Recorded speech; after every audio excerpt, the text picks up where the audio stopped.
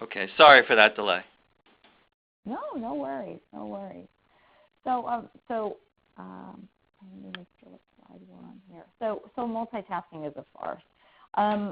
My experience at UVM, as we started to kind of move magazines and publications, we took those folks and they ended up becoming the content producers of the events. And, you know, if I would ask you all as a show of hands how many of you are now producing content for events, I can't see that, but I could imagine that most of you are being tasked to do anything that has to do with anything in the industry. So the editors who we had for some of the publications at UVM that we ran, they not only went from still having to write content in blogs in the digital form, they then had to also produce social media content. They also had to be event producers and start figuring out content for events. And it's a really, I think, I'm very sympathetic with you. I think it's a very unreasonable task. And for the editorial folks who reported to me at UVM, you know, we had frank discussions. And those discussions involved not being experts in all of these different areas. And a lot of the feedback that I had gotten from some of the editors that I worked with were that they were afraid to speak up because they didn't want to lose their job, because they wanted to make sure that they held value. And what I will say from someone who's run lots of different events is no one person can be expected to be an expert in everything. And I watched the attempt of trying the editorial team having to forcibly do so many different things be a detriment to not just the events that we were working on, but the overall brand. You're not able to become as in-depth, and where I mentioned earlier that knowledge is your power, and knowledge is your greatest asset and value.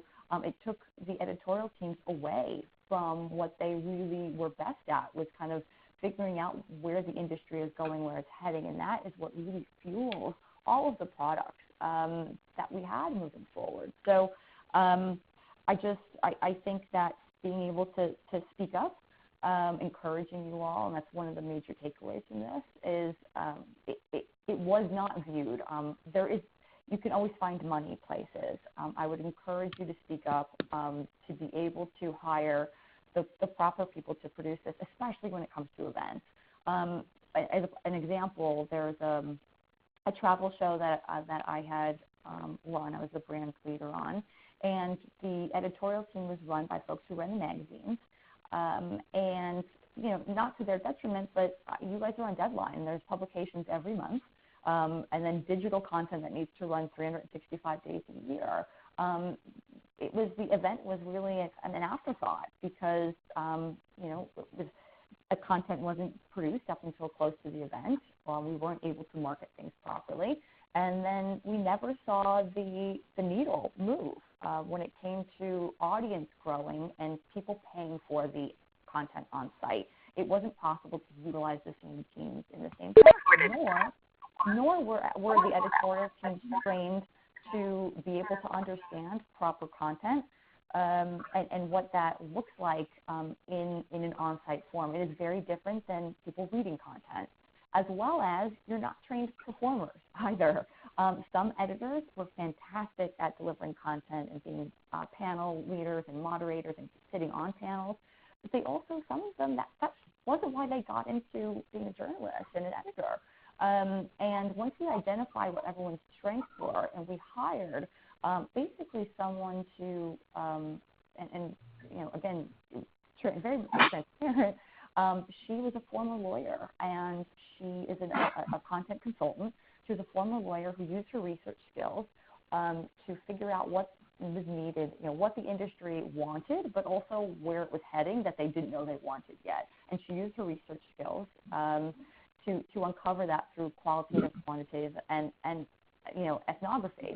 But what she did was, it didn't replace the editorial team by any means.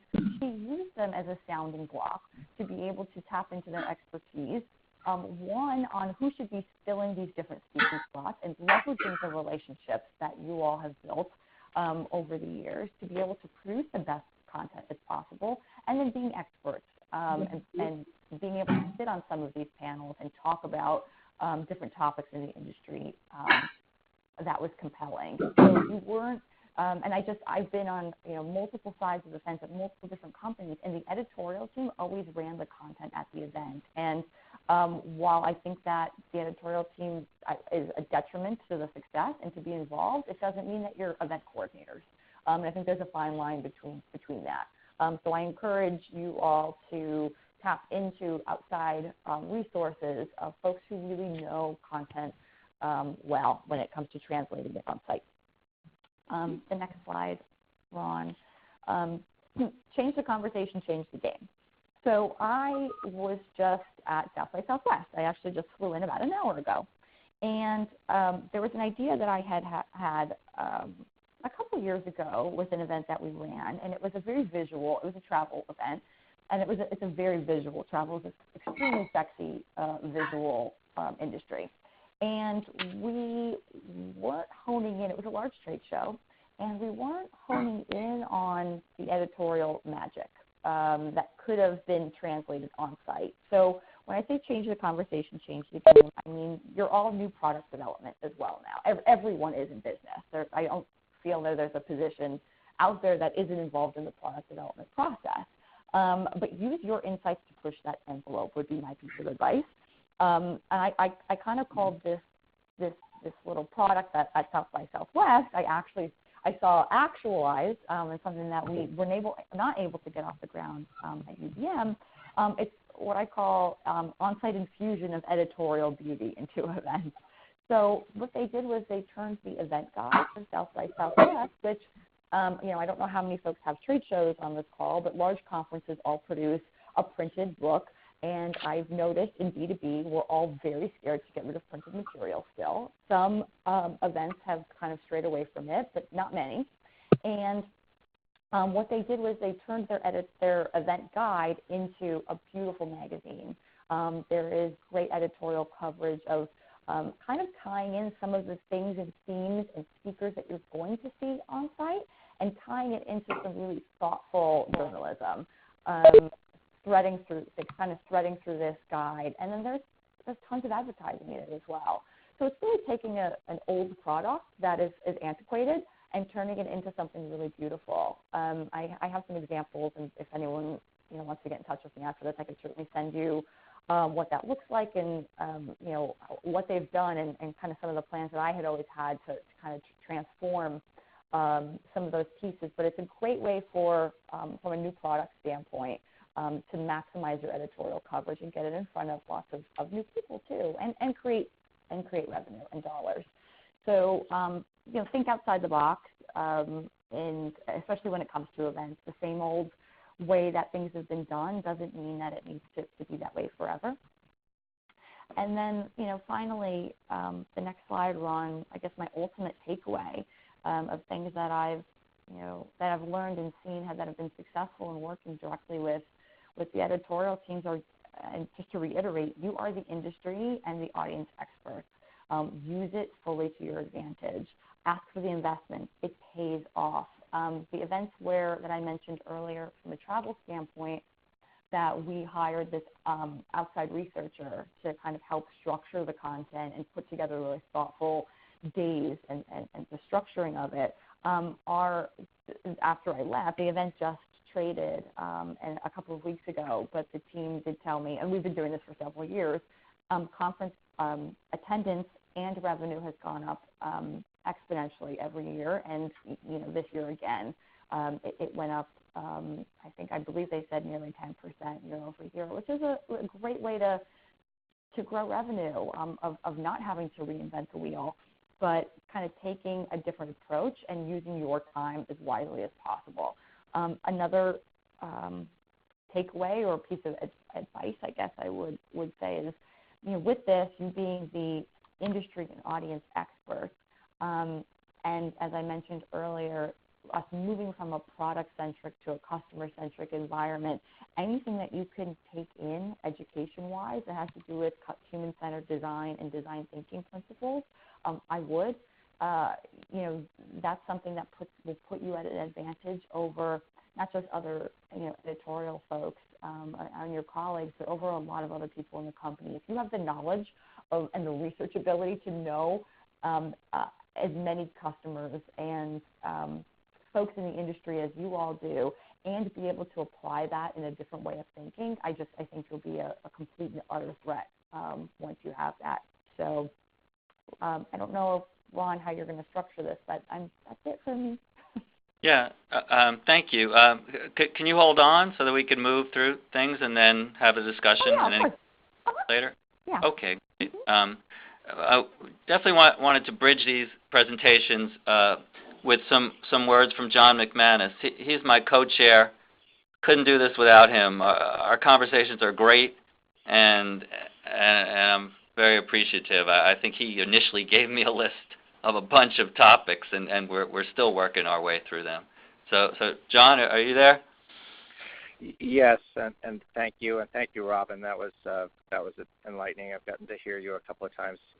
I really respect the perspective on kind of trying to stay true to the value that we are to our audiences as journalists, as people who focus and have skill sets around that. The reason that I brought this topic up with Ron is that my life here at Hanley Wood is increasingly about having to try to navigate this tricky line around continuing to be able to be faithful to that audience value, and at the same time align increasingly with revenue opportunity with the business side, with coming up creative ideas to remake the ways that we make platforms and products for audience and client and sponsor to get together. So I think Robyn's remarks around some of the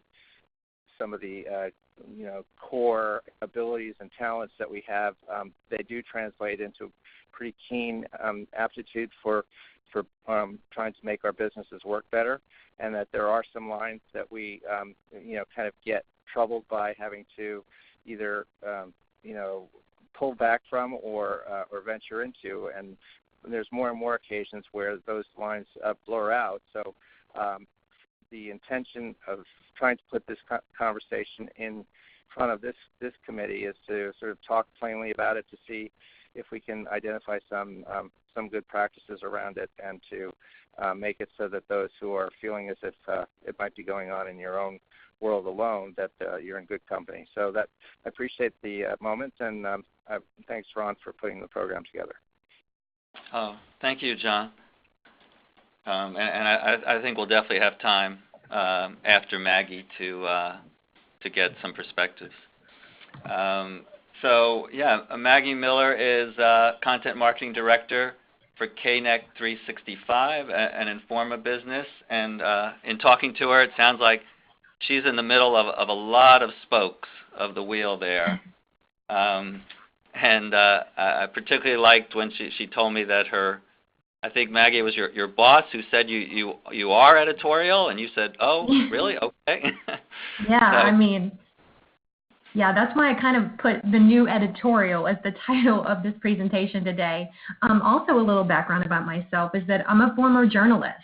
I spent 8 years as a television news reporter, and I left the business, and just like Robyn said, because, I was being asked to do a lot more for a lot less.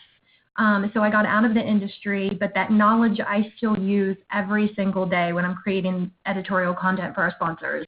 I left the business and got into content marketing. I worked at 2 different tech companies, SAS and Oracle. And now, as you see here, I am the content marketing director for our tech brands at Informa, which, if you're not familiar with Informa, it's a publishing and events company. And I'm specifically in the Connect 365 division. So as Ron said, I am part of our editorial department, but I would say I handle kind of a different side of editorial. We call it custom content. You might know it as paid content or sponsored content. If you move on to the next slide, I can tell you a little bit about the brands and the sites that I manage this content for. We have kind of 3 major brands: IT Pro Today, data center knowledge, and channel futures. So different sides of the tech industry, and we try to cover it all. We do have a team of editors. They're my colleagues, and they're that are writing and editing the pure editorial content that you see on the sites. But it is the paid / custom content that we create for our sponsors that I handle. And I mainly do this using tech writers. This also includes our lead gen activities, which are webinars. If you head on to the next slide, I'll take a little deep dive into some of the custom content that we create. All right, as you see here, we have a variety of custom content that our sponsors, request that we create for them. We have webinars, white papers, ebooks, virtual trade shows, which is very similar to attending a trade show, but you don't have to book a flight or pay for a hotel room. So they definitely are great in this day and age of companies cutting back. And then, of course, articles and blogs, they're on the site, but of course they're all listed as sponsored content. I rely on a lot of freelance tech writers and industry thought leaders to help me put together this content. Our editorial staff in Informa could not handle the demand and the volume that we get from sponsored content. So I have a team of people that I rely on that are freelance contract workers.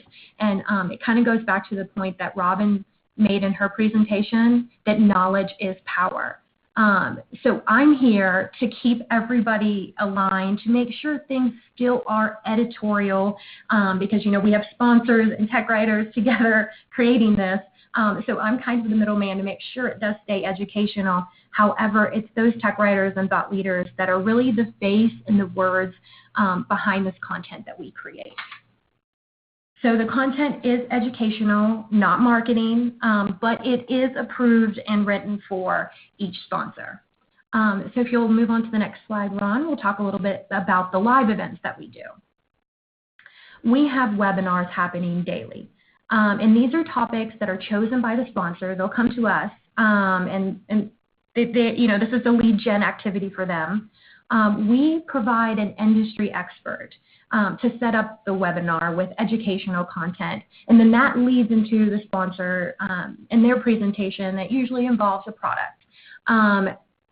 We like to keep these, as we said, educational, and that's why we have our team of subject matter experts and industry thought leaders to kind of carry the conversation, and that draws a lot more people in because they're learning, when they're attending these webinars.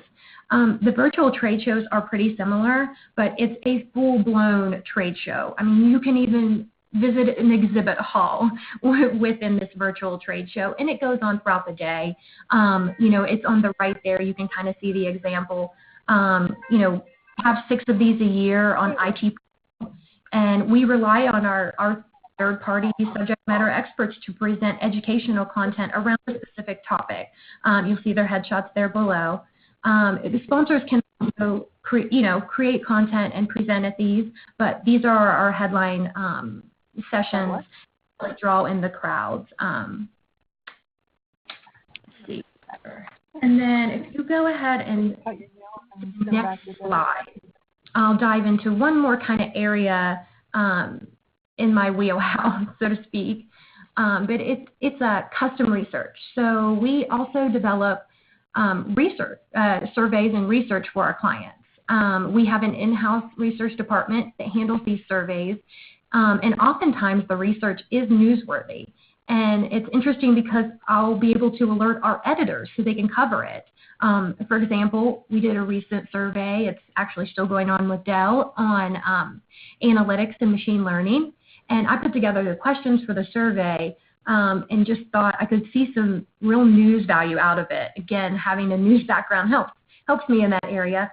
So I alerted my colleague, who is the editor of IT Pro Today, that the survey would be done at the end of the month, and there might be some information out of there for a news story. And she said, definitely, keep me posted. So I know Dell's putting together a press release anyway, so just thought it was a natural fit to alert her, and it's kind of a win-win for everyone. So just some other examples of collaboration between the editors of each site and me. Obviously, we report to the same manager, so we've got that in common. They're also very helpful in giving me education on the industry. They let me know some of the hot topics and news that's hot maybe this month or this week or this year. Each of them have editorial calendars, so they usually share those with me at the beginning of the year. And that way I know what they're going to be focused on that month. So, Data Center Knowledge was doing something on artificial intelligence for the month of January. So when I had a client who came to me for a webinar, I'm able to suggest maybe something around AI. Of course, if it really goes with our business, I can tell them, this is our month of AI. I think that would be great to have a educational webinar sponsored by you with your, with a focus on AI. So I think that helps align the sites when our content is put together that way. The editors also help me find resources. Tech writers and subject matter experts can be hard to come by, and ones that, kind of know our brand and know how to write about topics that we cover. And so they're able to kind of, open up their Rolodex to me, whether they use these people as freelance writers themselves or if they just know them from being part of the industry. As I mentioned, our editorial staff is pretty small at Informa, so we all rely on a lot of extra freelancers for events and writing.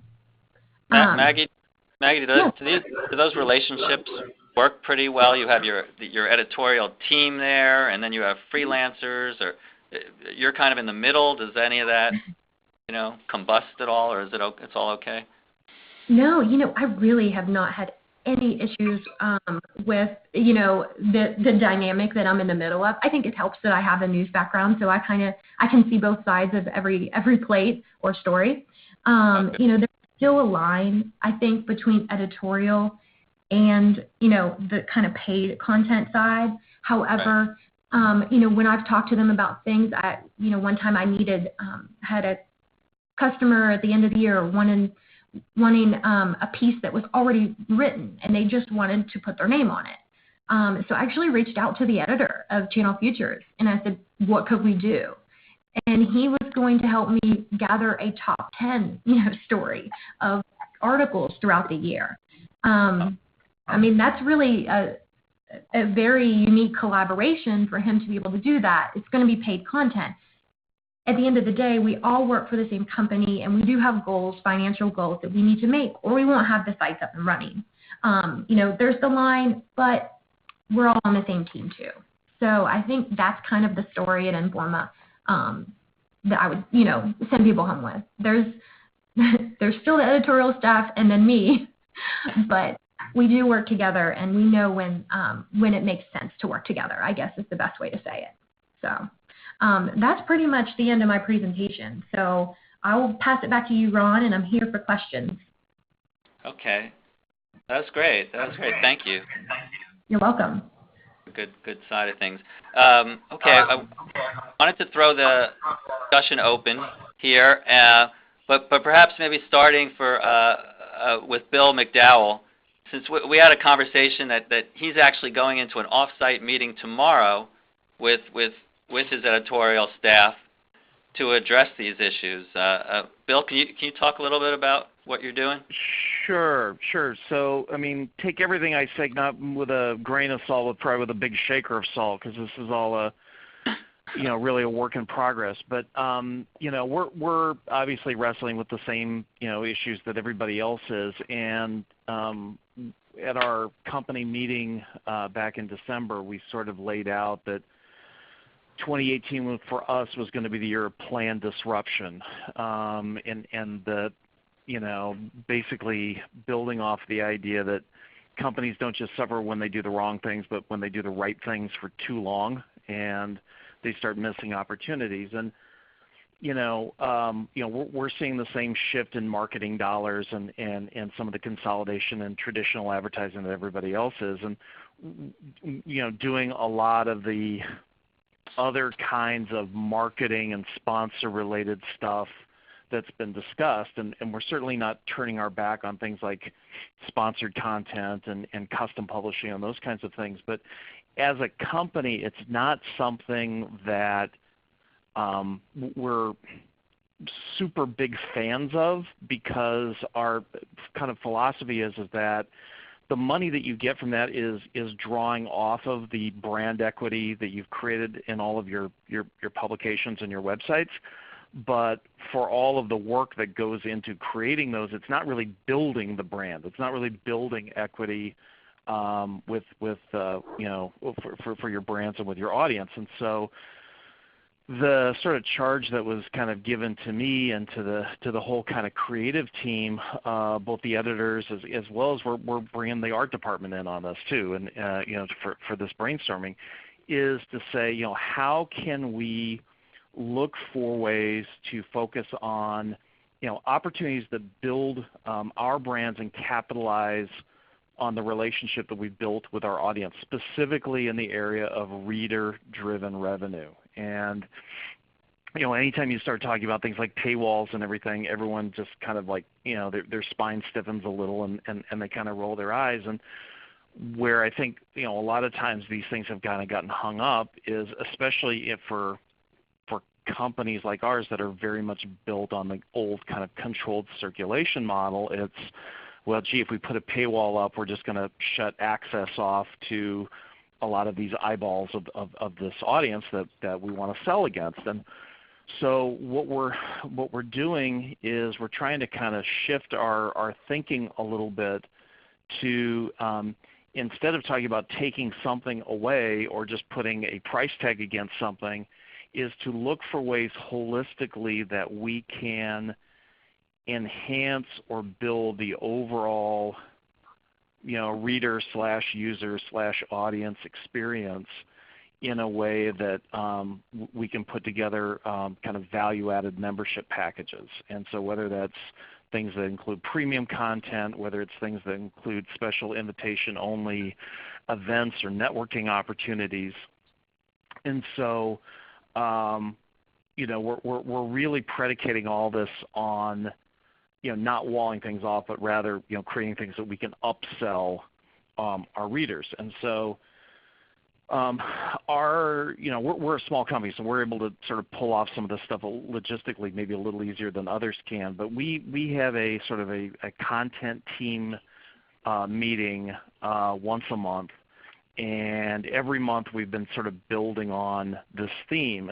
And we started out the process in January by inviting one of our group VPs to come in and literally just almost do a kind of a 101 on the current business model. And as basic as that sounds, it was really valuable because we had a lot of people that were in the room that were very experienced professionals and seasoned professionals. And it was kind of amazing how many sort of aspects to the way that we package our audiences and the way we sell our products and the way we go to market wasn't obvious to them. And so we started out with a discussion to sort of understand the baseline of where we are, and then began with the February meeting to sort of talk about the merits of subscription versus membership, et cetera, et cetera. And then so the big meeting that we're going to do tomorrow off-site is going to be for each one of our brand teams to come to the table really prepared to talk about three things. One is, here's a list of ideas that we think would be appropriate to our particular industry, our particular audience, that can be bundled or packaged together in a way that would make sense as some kind of an added value membership package. And we're going to discuss those ideas, kind of as a group and try to poke holes in them. The second thing that we're going to talk about is, what do we not know that we need to know in order to either support or challenge these assumptions, and what data do we need, what data do we have, what data do we need that we don't have, and how are we going to plug those holes, whether it's through surveys, focus groups, one-on-one interviews, et cetera. And then the last piece of it is to kind of get the elephant in the room, kind of out there and talk about resources and say, what do we need in terms of resources if we were to really want to make this happen? And where are the holes, either in terms of skills, skill sets, systems, and in some cases technology, to be able to do this. So we're going to have this sort of open discussion among the editorial team, and then following that, we're going to then take these ideas and have each one of the publication teams meet and present with their individual publishers so that we could start getting buy-in from them so that they can see this as sort of an integrated effort. And then we'll start making some decisions about kind of how we want to proceed. And everyone sort of knows going into this that we're not going to try to do everything at once. We're going to look for the areas where we think that we can get a few solid base hits before we try to scale this up. Right. Wow. That's I look forward to you sort of reporting back to us on the Neal Awards Day. I think that'll be interesting. Sure. See what happens. Playing off that a little bit, Tara to Farah, I also spoke with, and Tara, you talked about being concerned about, I think, the time of your employees, all the time with these new responsibilities, and also the sort of the skill sets that might be involved in different responsibilities. Right. So I'm kind of coming at it from a little bit of a different area when, Ron and I spoke and had some discussions. So I would describe our company as, fairly small. We have 5 publications, and each magazine, we would describe our, publication as a brand. We have e-newsletters and websites and a print magazine as well. And each kind of has an editor that really does a lot in relation to all of those things that I just mentioned. So we're a small enough company that we do have, people are definitely encouraged to, give ideas, which they do, and, we implement a lot of those, and I'll actually share one of those later as well. So, but then I think I was kind of telling Ron that we've had some experience here where you just kind of have to watch, because you might have 1 or 2 great people who are really, really good at, coming up with those other ideas and then multitasking and still kind of having their hands in a lot of different things and doing it well. But then I think I've seen sometimes we expect every editor to also be good at that, and sometimes it doesn't work as well. That you could have and then you kind of run into the problem of, you have a really great editor, but then are you, kind of killing them because they're expected to do all these different things, and you definitely don't want to happen as well. So I guess it's just summing it up that kind of look at the strengths of your people, and maybe, a few people might be good at that, but that doesn't mean that you should expect everyone to be able to do that as well, if that makes sense. I don't know if that makes sense. Yeah. And then, but the one thing that I would say as I was thinking as everyone was talking, which is, again, we obviously we have editors here that we, definitely encourage their ideas, and definitely if there's, interest areas, we actually, our company used to be known as Key Communications, and we actually just changed our name to Key Media and Research to kind of more convey what everything that we really do.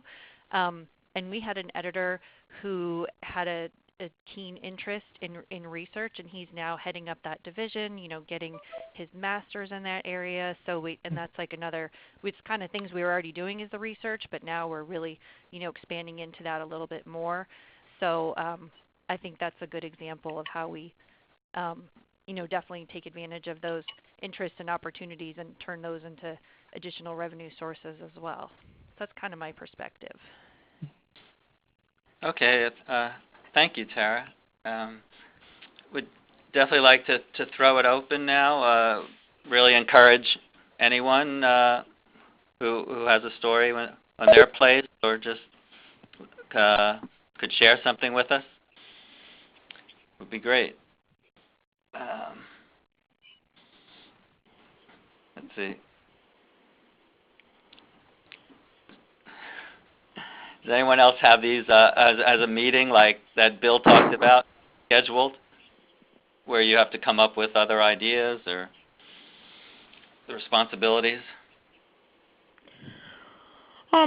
Deborah Lockridge here at Heavy Duty Trucking. I wouldn't say we have kind of official meetings like that, but we definitely have been getting more involved in events. And we actually ended up, my managing editor is now about a quarter of his responsibilities are interfacing with the events team that we have in place that does events across the company, so that he can then talk to the rest of the editorial team to get ideas for speakers, and sometimes we participate in meetings as well. But we kind of got that one person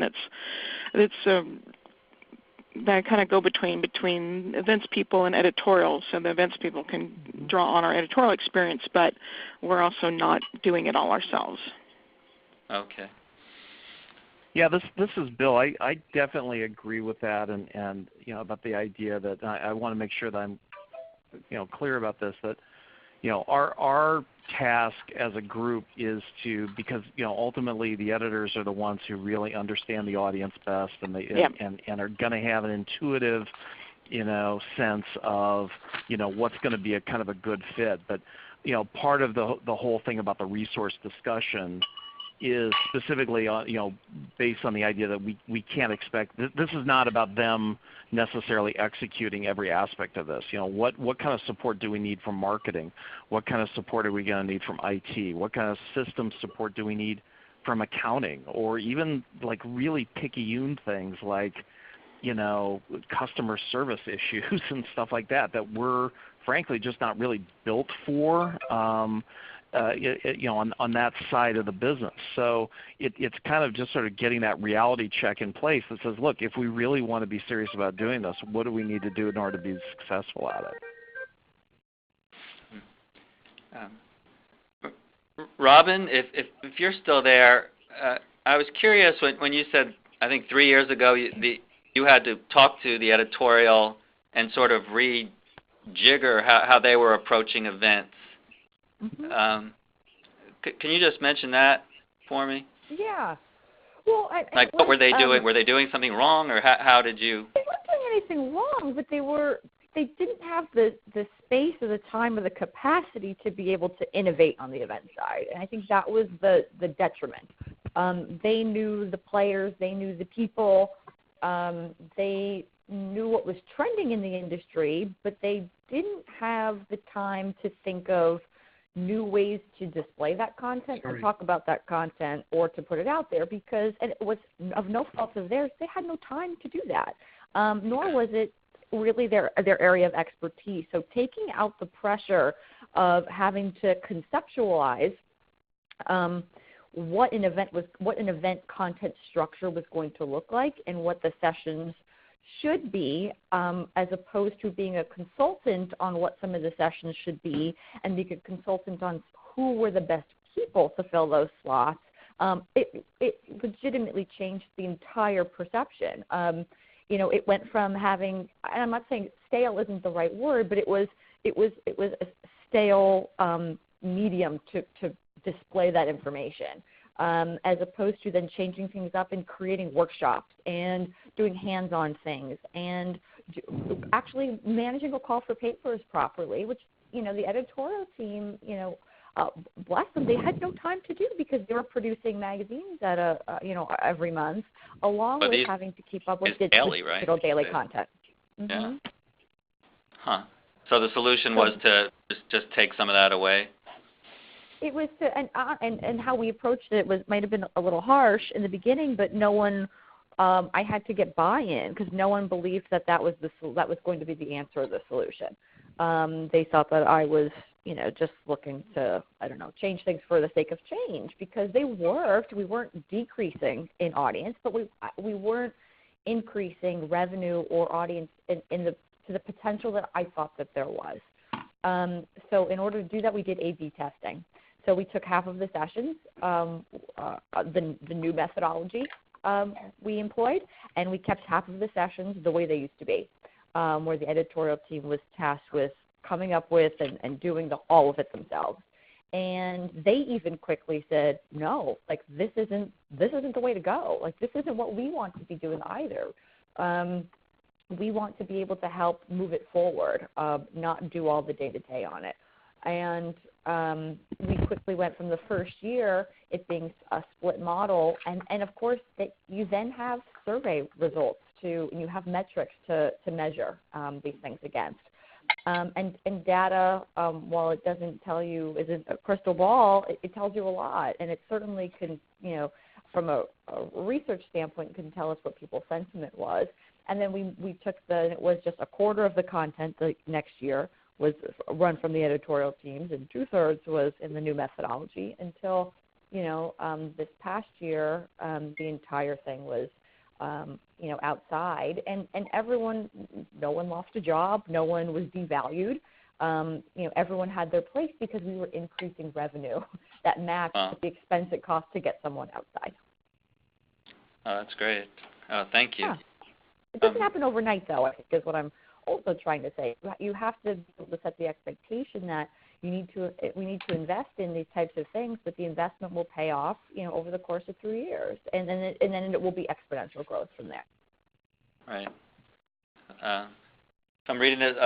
Christine, did you want to add something? Can you hear me? I can. Yep. Oh, great. Wasn't sure if my mic was working. Yeah, I was wondering. We're moving more and more into the event space, and really kind of juggling the event's responsibilities with the editorial. What do you guys find works the best regarding productivity is concerned? Do you kind of shape your week, your days, your time, your mornings, your afternoons? How do you kind of balance the? I've been doing a heck of a lot of event outreach, which is really helping with the editorial topics, by the way, but just finding that quiet time to sit down and write when your phone is ringing with callbacks is a little, challenging.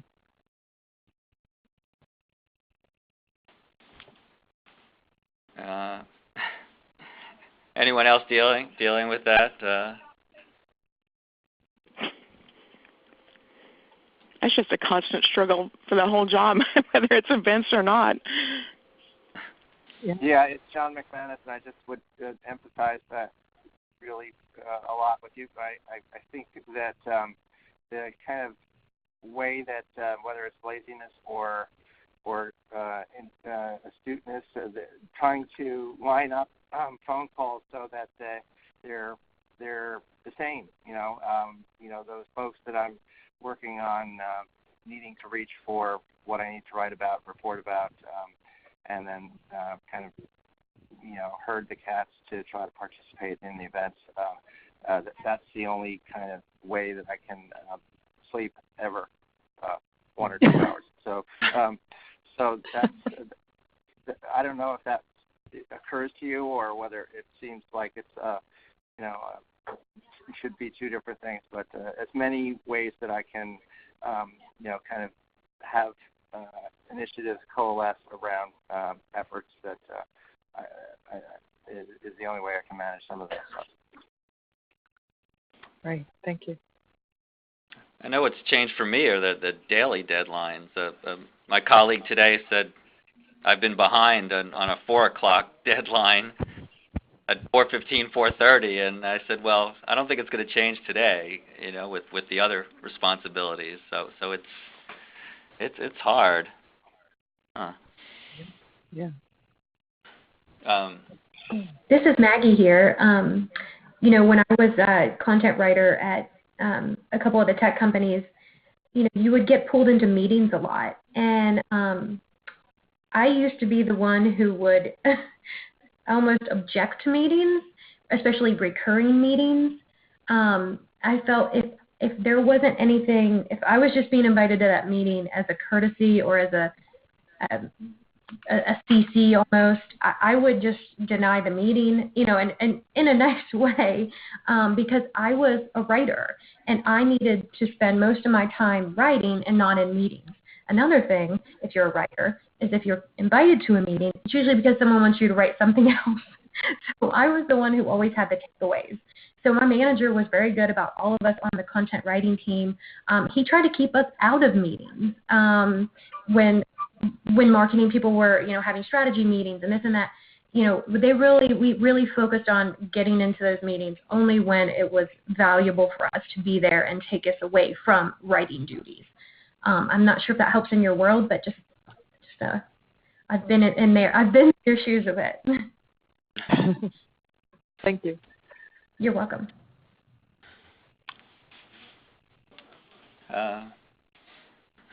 Anyone else on anything we've talked about today?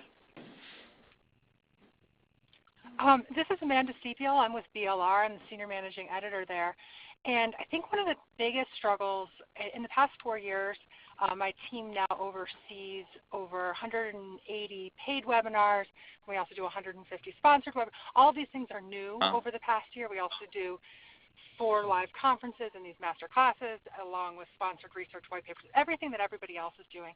And I have a lot of people on my staff that have been with the company for a long time. And communicating the changes and why they're important and how they fit into those changes is probably the biggest struggle. They're not really in those strategy meetings, and I feel like they think that we change directions a lot, and it's how do we get our team to get a buy-in to this is editorial content. This is all editorial content, and how do we break away from that kind of traditional content? It's just been it's a struggle. Bill, remember the other interesting thing you told me was about the younger people embracing the change and the empowerment. Yeah, this is really kind of nailing one of the really key issues here. It's the whole kind of cultural change and the mindset change and everything. And for us, one of the big game changers was that when we had our February meeting, I deliberately asked 2 of our millennial editors to actually lead that discussion.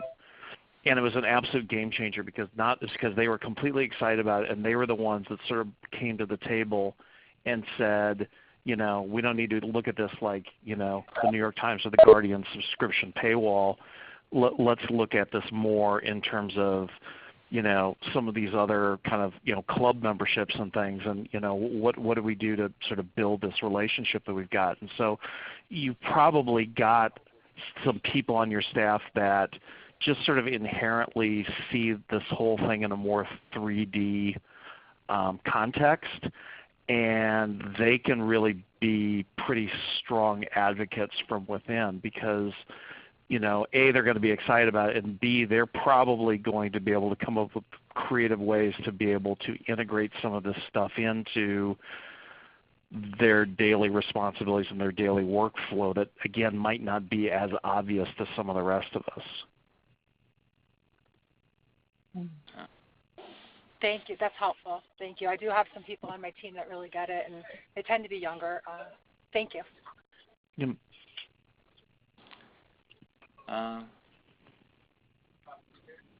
Okay. I think we're about at the time we are here. The final things, as I mentioned, we're going to meet in person on the morning of the Neal Awards. Obviously, I know it's hard for some, but it's we've had a really good talks there in the past. So if you can attend, that would be great. And fill out your brackets. I don't have any. I never do good at it, but any tips there, let me know. All right, John. Anything else or summary here for the day? No, I just want to thank you and Maggie and Robyn for stirring a conversation. I think it went some good directions. It's great to hear from Bill and the others. So thanks for making it productive. Talk to you next time. Yeah, I second that. Robyn and Maggie, thank you very much. All right, well, reach out for anything you need, and we'll hear from you soon. Or for me. Bye. Bye. Thank you. Bye. Bye.